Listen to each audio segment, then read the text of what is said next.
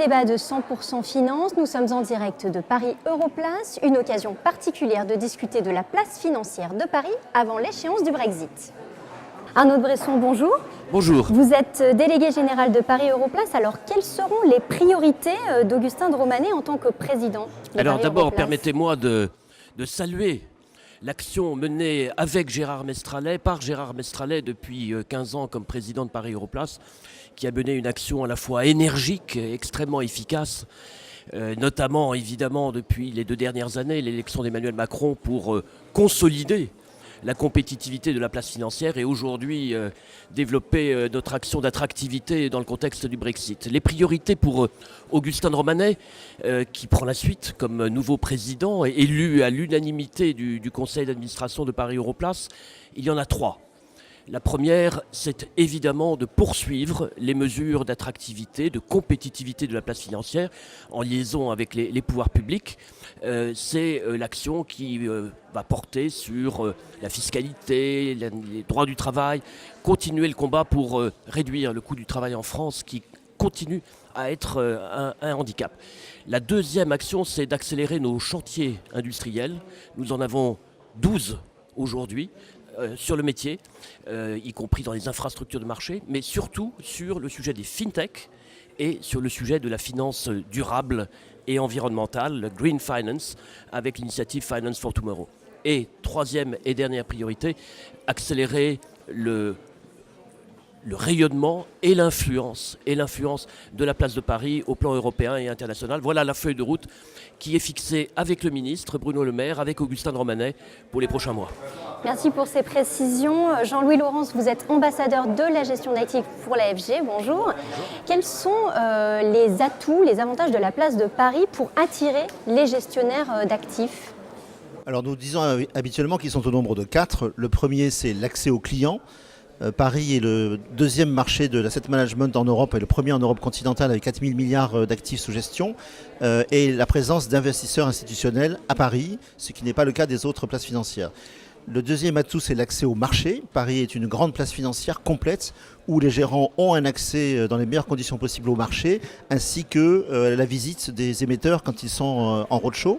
Le troisième et peut-être le plus important, c'est l'accès au talent, puisque l'asset management aujourd'hui et demain a énormément besoin de talents, notamment de talents quantitatifs, d'ingénieurs et de gens bien formés. Nous avons à la fois un pool de talents expérimentés, inégalés à Paris, et un pool de jeunes talents. Et le quatrième atout, c'est le régulateur, qui s'est révélé depuis un certain nombre d'années être extrêmement business-friendly, efficace, le plus rapide pour mettre sur le marché de nouveaux produits. Arnaud de Bresson, Paris Europlace fête ses 25 ans. Est-ce que cet événement prend une tournure particulière cette année avec l'élection d'Emmanuel Macron et en même temps avec l'échéance du Brexit ? Oui, la perception de la France a totalement changé depuis l'élection d'Emmanuel Macron. Avec la mise en place des réformes qui avaient été annoncées, la mise en place effective. C'est cela qui a été beaucoup perçu au plan international, voté par le Parlement à la fin de l'année dernière. La poursuite de ces réformes d'attractivité annoncées par le Premier ministre lors du sommet de Versailles, qui fait que la perception de la France a beaucoup changé et dans le contexte du Brexit, la place de Paris trouve aujourd'hui une attractivité qui intéresse l'ensemble des entreprises internationales à Londres qui vont devoir relocaliser une partie de leurs activités vers le continent. Comme l'année dernière, nous avons donc cette année à nouveau la participation de grands présidents, de grands fonds d'investissement chinois, japonais, de grandes banques internationales, américaines, japonaises, chinoises, au niveau des présidents qui sont aujourd'hui présents dans les tables rondes et qui vont participer au déjeuner présidé par Bruno Le Maire. La place de Paris aujourd'hui a pris le lead en Europe continentale par rapport à toutes les autres places financières, y compris Francfort, en matière d'annonces de relocalisation. Environ 3 500 à 4 000 emplois directs, soit au total une vingtaine de milliers d'emplois déjà annoncés pour la place de Paris. C'est à peu près 50% du chemin que nous nous sommes fixés avec les grandes annonces de HSBC, de Bank of America et puis très récemment dans le domaine de la gestion d'actifs, BlackRock, Schroeder et d'autres sociétés internationales qui viennent renforcer, développer leurs équipes opérationnelles à Paris.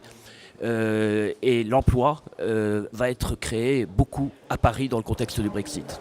Alors juste dernière question, sur le domaine de la gestion d'actifs, Paris Europlace, ça représente quoi pour vous?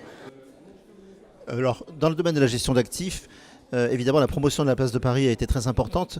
Il y a 2 places de domiciliation de fonds en Europe qui sont évidemment déjà très présentes, qui sont le Luxembourg et l'Irlande. Et la plupart des grands acteurs basés à Londres ont une tendance immédiate à se dire c'est peut-être plus simple, dans un premier temps, de renforcer l'une ou l'autre. En réalité, ceux qui réfléchissent, et BlackRock est un bon exemple, se disent que Paris a des atouts pour être l'endroit à long terme où on veut être présent dans ce marché de l'épargne de l'Europe des 27, qui est 400 milliards d'euros d'épargne nouvelle tous les ans. Il faut être présent comme un acteur de long terme et un acteur présent là où il y a, ce que j'évoquais tout à l'heure, l'accès au talent, l'accès au marché, l'accès aux clients.